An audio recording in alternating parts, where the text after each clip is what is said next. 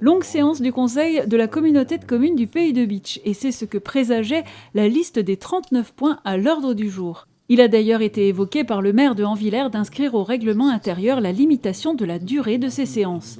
Et le règlement intérieur d'ailleurs a suscité bien des réactions avant d'être adopté par la majorité.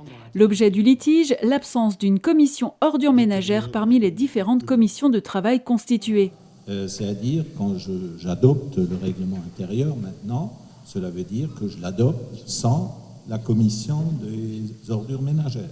Aujourd'hui, je proposerai même ici dans l'Assemblée qu'on fasse un vote démocratique si on souhaite avoir une commission OM ou ne pas avoir une commission OM. Qui a dit qu'on ne s'occupera pas des OM ?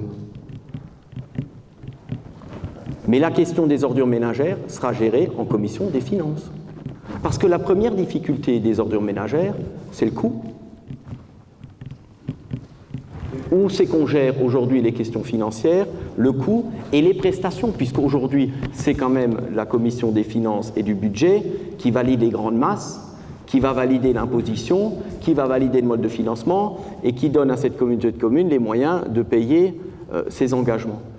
Les 25 points suivants concernaient la désignation des délégués communautaires dans différents organismes. Pour le Psychoparc, David Suc ne représentera plus le département, mais le Pays de Bitche avec Serge Weil.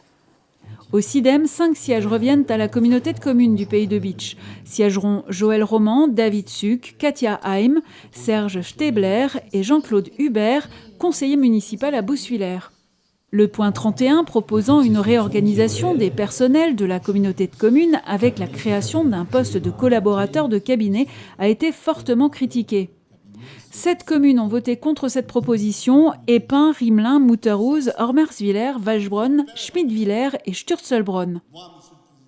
Enfin, cette troisième séance très animée s'est terminée par un sujet plus fédérateur, l'adoption du plan de financement d'un projet de restauration de la cheminée du site verrier de Meisenthal, qui du haut de ses 25 mètres est l'un des symboles du site.